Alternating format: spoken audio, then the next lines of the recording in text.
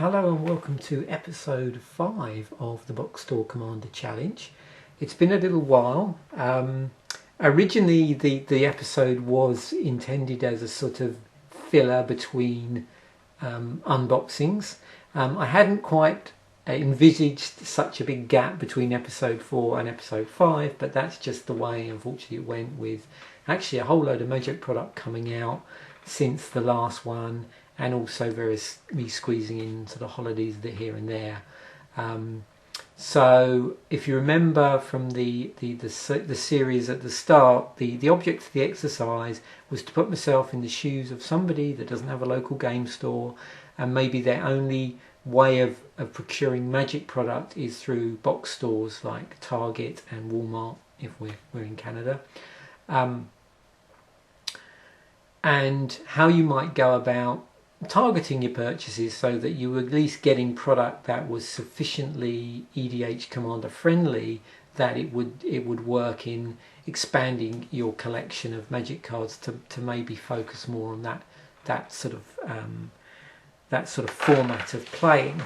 Now, the original deck that I bought was the Nature of the Beast deck, which was a red, green, white commander deck that came out in 2013, and of course since then we've got now the new monocolor commander deck. So if you want to see, I've done unboxings for those, and maybe we'll tackle that on a later part of the series. But if you just want to, if it's been such a long time since you saw the original series, then maybe you want to go back to episode 0, as I called it, and where I sort of explained the concept. So since then we've opened up a commander deck, and we've looked at Heroes versus Monsters as a dual deck, and how dual decks might be useful, as including, and there was also an episode about going through. I think we're talking about precons as well, which covered dual decks, intro decks and precons just generally. So what I wanted to do now is to move on to the issue of the intro pack. So the intro pack, if you imagine a scale, I think, of commander friendly products, at one end of the scale you have something obviously like the commander decks themselves. And then that's at the most commander friendly end.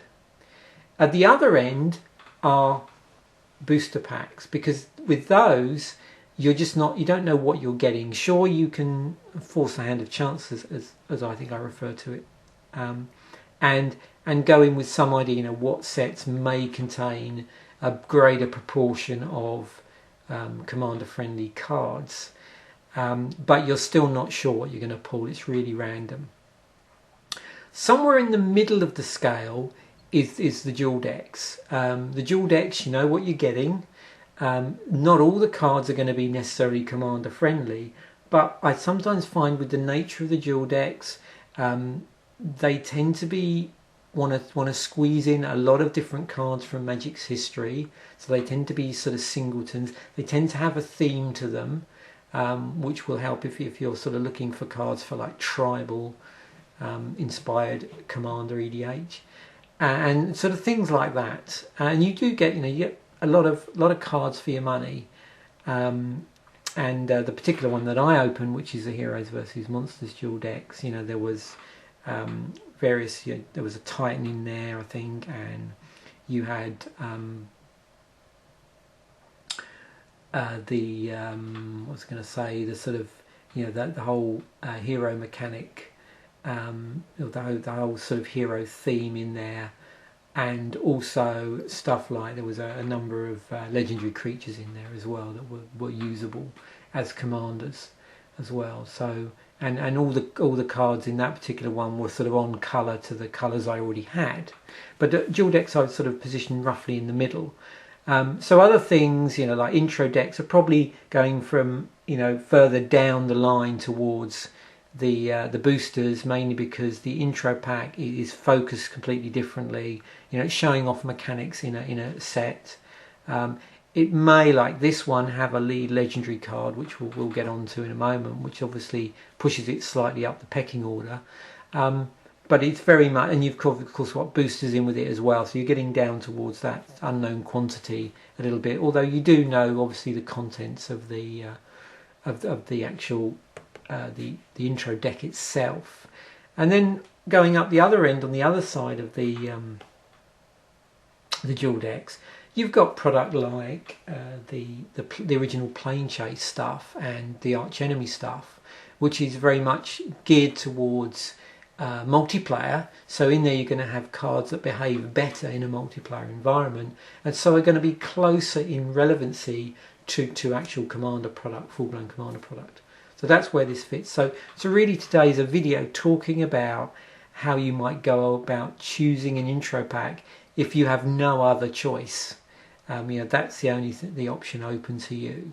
And I'll show you a little system that uses, it's really more it's not totally my own idea in that it draws lots of ideas from lots of different places, but what I've done is sort of glued it together into some sort of coherent, I hope, the rationale for like picking intro packs. Also comment if you have your own system for basically working out whether products are going to be good or bad for Commander. Again, I've got the receipt here. So this was bought at Target store, $15.99 before tax. Tax in Nova Scotia is 15%, so that bumps it up to $18.39. Really just proof that it was, yes, indeed bought at a box store. Obviously, I can't say this high enough. If you can, go to your local game store, and particularly with EDH, Commander, basically the best thing to do is either the Commander product or singles. Okay, but this is just exploring a certain scenario for the benefit of people that aren't in that position of buying singles. So, what I've found is a technique you can use for intro packs is adopt some sort of mathematical evaluation. I've sort of gone halfway with this. I mean, you could go into calculating full-blown percentages, but I've used the maths to give me a rough sort of rule of thumb and to point me in the right direction. So what I've done here is, the first thing I did is I've gone online and I've looked at a very reputable review or set of reviews. So this is based on the reviews that Sheldon Menery does of sets in terms of how friendly they are to Commander. It's in amongst all these other Commander articles on Star City Games, and Sheldon Menery, if you're not aware of who he is, he's a famous Magic the Gathering judge. I think he's retired now from sort of full-time judging, but he has this sort of title as being, I think, the godfather of EDH. He was around playing EDH back in the really early days, and you could say he's a sort of champion for the format, and has obviously helped with the transition, obviously with a lot of other people that were big into it over to an actual recognised sort of format and product line within Wizards. So what I've done is taken one of his or a number of his reviews, and using a system that he uses. So currently he uses a 3-category system, but when he was doing these ones for this whole sort of just trying to think, my mind's gone blank. It would be, the block was Return to Ravnica, and so for Return to Ravnica in the core set around that time, which would be in 2013 core set, he's obviously published set reviews that pulls from this. This is where this pulls from, and for category 1, when he was at this point using 4 categories, the first category is probably won't get played. Okay, it's not really Commander friendly at all. Number 2 is might get played. So in this instance, what he's really, I suppose, getting at is that these particular second category cards may get played if you're after cards that fit in with say, a tribal theme you're trying to develop or a mechanic theme that you're trying to develop in a deck. But outside of that, there's no real place for them because they're strongly based in that area of interest for a commander player that wants to develop that sort of deck.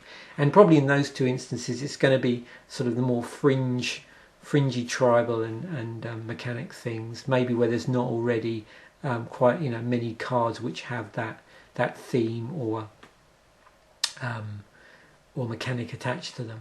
Then there's the third category which probably will get played. So these are good commander cards, but they're probably quite specific. They only go in a certain number of decks. They might go in several different types of deck, but within the whole range of commander decks, they're very much specific to certain groups or certain decks or certain themes.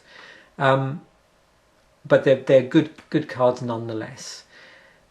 Category 4 is they will definitely get played, and that's either because they have wide appeal across a very large number of decks, or they're just a card that just screams out to be built around, or you want to include in a deck, you want to build a deck around it, or maybe it's actually a command, legendary creature that you want to build a commander, make a commander and build a commander deck around. So what I then did is took these are deck checklists for sealed events where you would have to register your card pool, and so I've just simply used them as a convenient tally sheet to just jot down the relevant scores for each of the cards in a set. And so what happens here is the first column, conveniently it's got two columns, has got the 4s and the 3s, and the second column has got the 1s and the 2 categories. So I sort of assign these numbers to his categories. And that way I can, if I really want to go fully, full on mathematical probability on this, I could sort of tot up those columns and then actually work out a percentage of the set, or even more accurately, because most sets, when you open packs, are going to have more commons in them than anything else. You can work out also the bias towards commons and then get some sort of realistic bias sort of weighted result from that.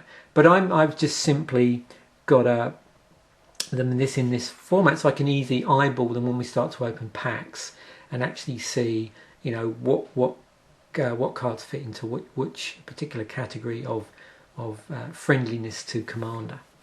So what I did was these were done a while ago, and so there's ones here for all the sets that are relevant to this block. Because this is a Dragon's Maze intro pack, it's going to have cards hopefully predominantly from Dragon's Maze, but I needed the other ones because there are cards in here that come from other sets in that block, and also possibly the core set.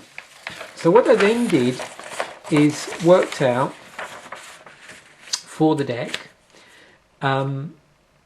what the scores would be for cards in the deck. So I've excluded mountains and forests from this simply because the only instance where they would be must plays is if you didn't have lands in that particular colour and you wanted to build a deck in those colours, or there might be lands in here that you were particularly drawn to the artwork and you wanted represented in your deck. So going down the list, you can see there's numbers here which I've transposed off of the sheet. And again, if you were feeling particularly mathematical, you could devise a scheme which would allow you to accurately compare one intro pack with another, actually having like a, I don't know, percentage friendliness to commander, if you really wanted to go down that. With me, I just wanted a sort of rough and ready thing where I'd got some idea of what the good cards and the bad cards were, because my lack of super accurate card evaluation for commander. So this is really helping me do that. Additionally, I sort of established my own four little rules, which are fairly well. The first three, actually all four are pretty self-explanatory and make a lot of sense as to why you might tie this in with the whole thing. And the fourth one really sort of ties it all together. So my first question is, does the deck actually contain the legendary? And tied in with that is probably, is the legendary a build around legendary? And in this instance, you've got Rorik Thar the Unbowed. It's in foil. It's a legendary creature. Ogre Warrior. It's got Vigilance, Reach. If it attacks each turn if able. Very aggressive. Not surprisingly, considering this deck is as they say, a beatdown. And so really, if I chose this as my commander, probably it would put a huge target on my head. But what I'm going down this route is a beatdown route. So either it belongs in a beatdown deck, where the these two colours are from your commander's colours, so that they would be allowable in the deck, or it would be a commander in its own right, and you would build a red-green deck around its relevant abilities. One thing to be careful of, it's really easy to get overexcited on this card, because you look at the ability where it says, whenever a player casts a non-creature spell, Rorik Thar deals 6 damage to that player, and suddenly that gets you thinking about that other life rule in Commander, which is normally you start with 40 life, and the idea is obviously to get the players down in their life total down to 0. But there's this other sort of rule from the early days of EDH, which is to do with damage specifically from a commander, and there is a lower number, which I believe is 21, that if you do damage to that player from a command, in terms of what they call commander damage, then that will also kill the player. But it has to be, I believe, and correct me here if I'm wrong, I believe my understanding is it has to be combat damage, commander combat damage. So if you've got something like pinging, a player, a commander pinging it, that's not the same. It's basically got to be combat damage. So unfortunately, the fact that you're going to get someone doing 6 damage, that's going to be obviously cranking down, like eating away at their 40 life total, but it's not going to have any implications for their commander caused damage, basically, because it has to be combat damage. So yes, we have a legendary in here. Yes, also it's playable as a commander. And then the second question is this intro pack relevant color wise to your either a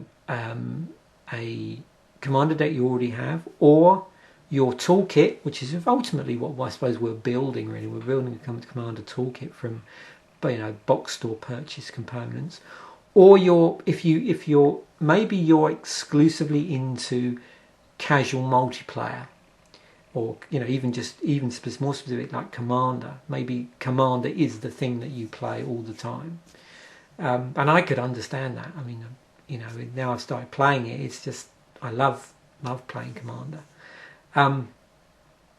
So maybe your whole collection is just geared around that, and easier question to ask. Then the answer really is color wise, is it relevant? The third question I'd ask is there actually a relevant mechanic or synergy or archetype that's going to again work well with an existing deck or your collection or your toolkit?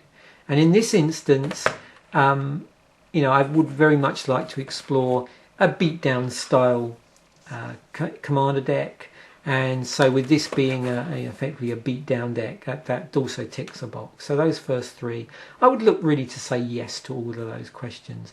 The fourth one just glues it all together. It's not really a yes no, but it just makes you focus when maybe you've got several decks to choose from, or you're just looking for another reason, another validation, and that is how many commander friendly cards are actually in this deck. And that's where my sort of score sheet method sort of comes in. That gives you an idea of doing that. So we're going to go through this deck anyway, but just so you know, in terms of the single cards within the deck, we've got 4 that are category 4s, which is the category of being the sort of cards that you would want to play in Commander. And then there's 5 that fit the category 3, 7 are the category 2, so that's the sort of fringe playable theme or what do you call it, mechanic style ones, and then there's 6 unplayables in here. Okay, so that's where we're going with this. So ultimately, I'm not going to go through it all, but I did use that sort of scheme in choosing decks that I had a feeling would be available at my local Target or Walmart. And so I went in there, well, it was a little while ago now actually, and got one of these. I've actually checked back, and there's still these sort of, you often find older packs like this just kicking around still in Walmart or Target. One thing I will warn people is just make sure your pack hasn't been picked over, because that does happen quite a bit, I've seen in Walmart. So basically, you know, give the box a good look at, make sure someone's not already cracked it and already had some of the boosters out of it. So we'll open this up, and in using those sort of 2 score things, we'll actually highlight the stuff in here and try and categorize it, and just talk about, you know, why they may have been categorized like that, which is good. You know, if you're looking for evaluation and you're having to base it on other people initially while you build your own evaluation skills, it's good. You know, it's a good thing to really look at what other people do and get ideas of them. So with you know, okay, it's sort of unboxing, but same as before with these unboxings, this has got the old style contents where you've got the sort of full play description and a deck description, how to play. We'll crack our boosters open in a moment and also go through those and see how they fit into the 4 different categories. That'll be quite interesting. Let's crack this open.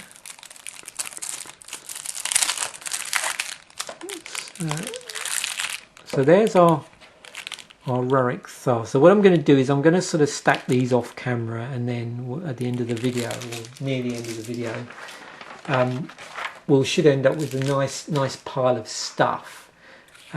Where we can sort of see where we're going.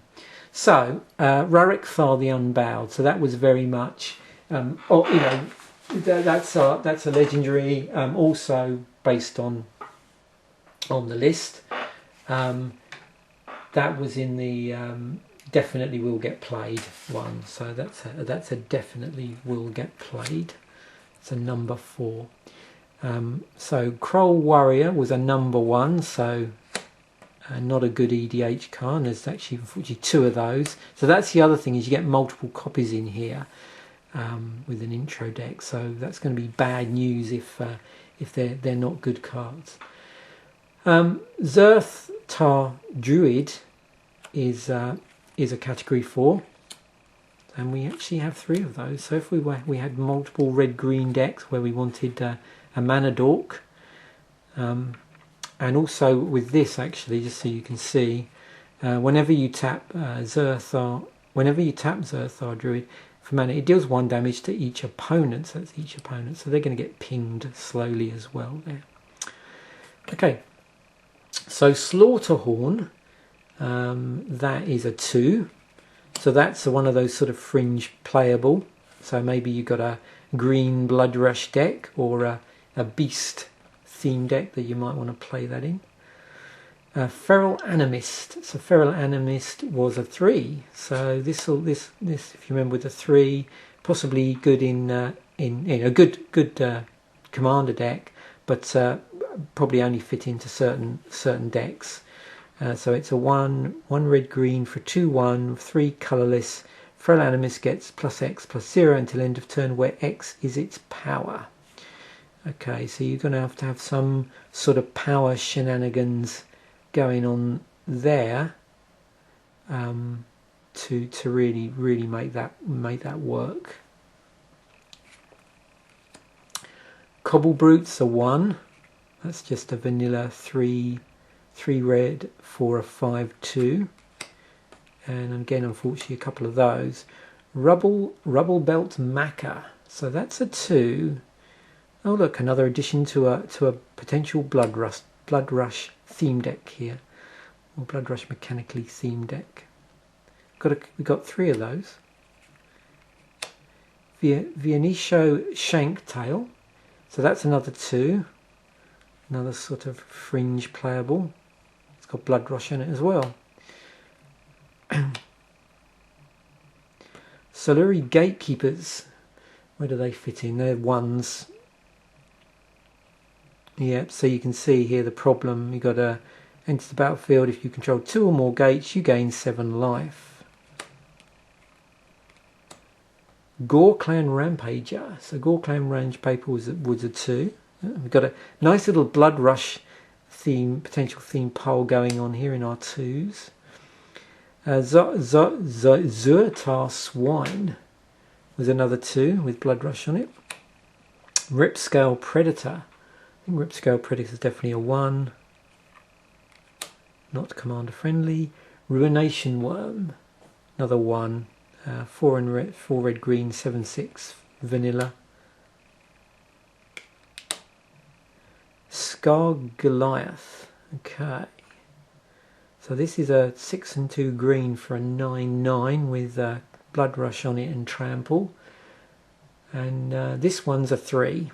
So I would think basically because it's a pretty large creature here, it's got blood rush on it as well.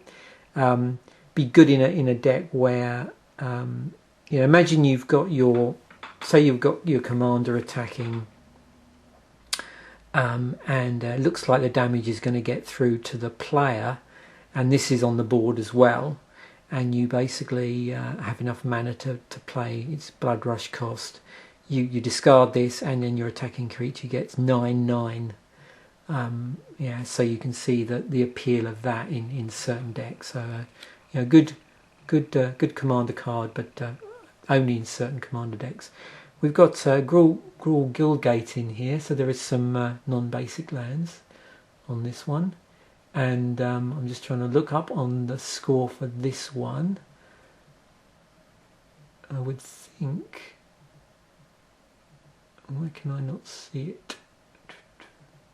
Oh, that's a 4. I was interesting with different reviews. I saw these scored differently in the different sets. I don't know why that was the case, but that's a strong...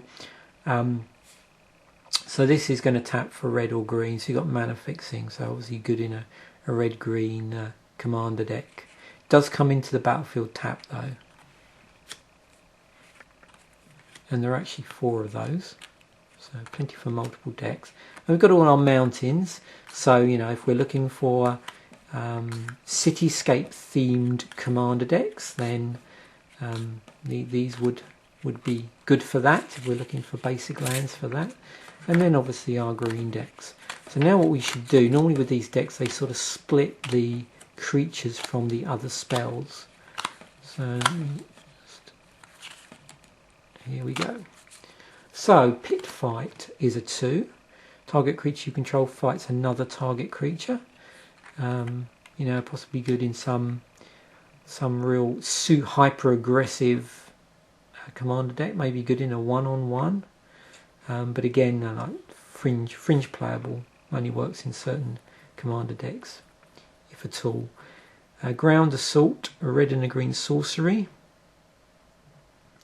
So this one I think is basically, well, you've got sorcery speed and you're dealing damage. See, one of the problems is with commander is single hit cards are always going to be problematic because you're in like a multiplayer environment.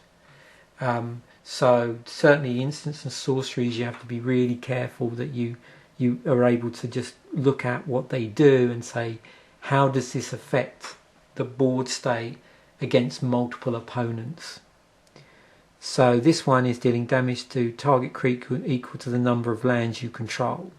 So later in the game, when you could potentially have a lot of land in play, like, you know, you could do a lot of damage with this. Unfortunately, it's at sorcery speed, and also that is dependent on you having a large quantity of land in play. So that's why I suspect it's in the category 1. Then we've got a Clue Stone in here. This is a 3. So this is going to tap for red or green, and for green and red tap its sacrifice, you can get to draw a card, so it replaces itself if it's not relevant to what you're doing. costs 3 to cast, so it's going to come into play, you know, once you've got 3 land down. If you want to expend it on casting this, you can. And so that's going to fit into obviously a red-green deck. Not necessarily as powerful as other means of mana generation, but you know, again, good in certain decks. And we've actually got a couple of those. Maybe for our supposed red-green Blood Rush deck that we seem to be assembling under category 2. Predator's Rapport. So that's choose target creature you control. You gain life equal to the creature's power plus its toughness. Okay, so that's been stuck in the review into category 2.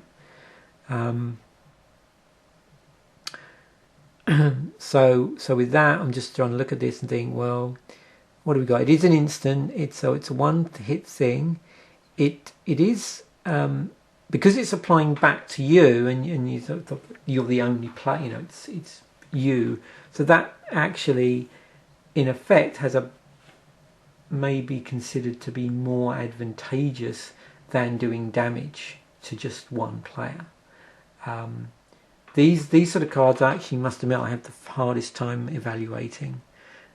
But yeah, this has been put in his review into this category of it might get played, might be at home in some sort of specifically themed deck. So what you were looking for, if I think just looking at it from that perspective, is that if you had it would have to be a deck where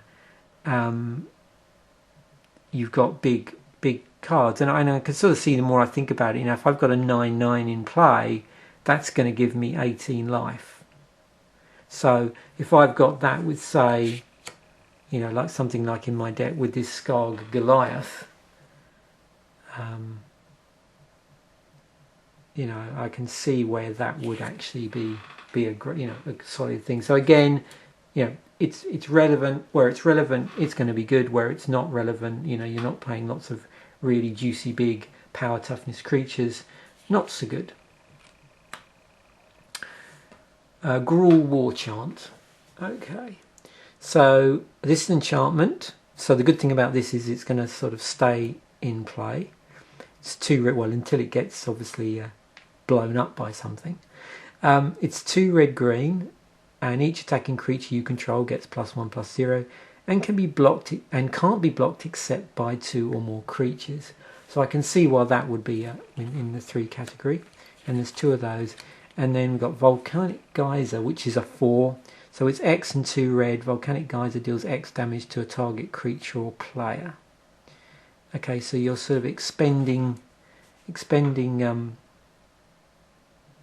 mana here, and it's a target creature or player. And this is interesting as to why there's such a difference between this and this. Okay, so Ground Assault deals damage to target creature equal to the number of lands you control. So you can sort of see there is similarities here, because this value here in certain circumstances could be based on land. I do accept that, you know, generally you're going to have other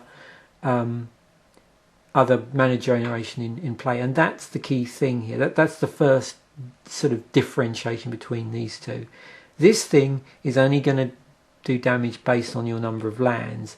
This thing is going to do damage based on the amount of, you know, in addition to the 2 red, the amount of colourless mana you can expend. So it's going to come from sources other than lands. So that's obviously what makes this one better than this one. Additionally, this can only target a creature, whereas this can do damage to a target creature or a player. So that's very much in the 4. And then we've got one of these cards, these sort of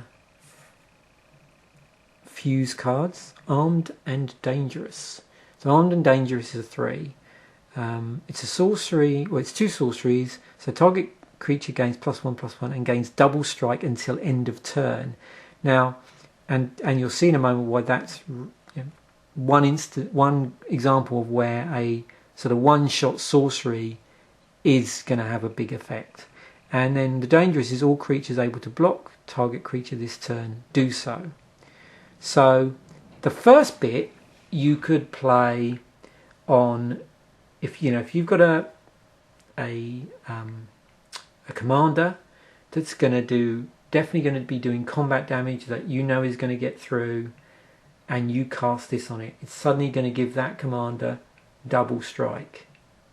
So if you've got a pretty good commander a solid commander with a high power, and it starts doing double the damage on an opponent, that's double the amount of commander damage. So that's going to whittle down that 21 commander damage rule, the value there. Then dangerous, all creatures able to block target creature this turn do so. So in this instance, you may be in an instance where you've got a creature attacking and you want to lure your opponents, all the opponents into that. Maybe the creature has a special ability that prevents damage in some way to them. Additionally, you can do both. So that particular creature also gets double strike and +1/+1. So you can see why that is going to be in 3. Because of course it's a good card, but it is specific to certain decks. Red green, where like I said, you've got the scenario where you've got a high power creature that you can cast it on, or you want to lure creatures into that. So there we have the first part of the sort of analysis, and you can see we've got quite a nice pile of category 4 category 4 cards here. Category 4 cards here. Now some of these were multiples, so obviously when I mentioned that there only being 4, I was talking to the 4 actual individual cards here. But in terms of total, bear in mind we've got duplicates here. We've got 1, 2, 3, 4, 5, 6, 7, 8, 14, and a lot of that was the fact we had 4 of the Gruul gates. For this one there was only, I think, 3 of that. Have I messed up here and missed? Maybe I've missed the poles up here. In fact, I think I have messed the poles up. That's rather embarrassing. Yeah, let me put that in there. Okay. I thought that was too high. So let me redo that.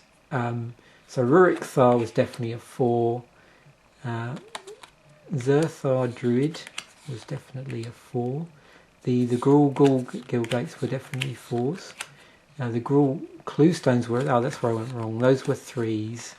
The Armed and Dangerous was a 3, and the Volcanic. Okay, that's better. Right, sorry for that. So 1, 2, 3, 4, 5, 6, 7, 8, 9. That makes more sense. 1, 2, 3, 4, 5, 6, 7, 8.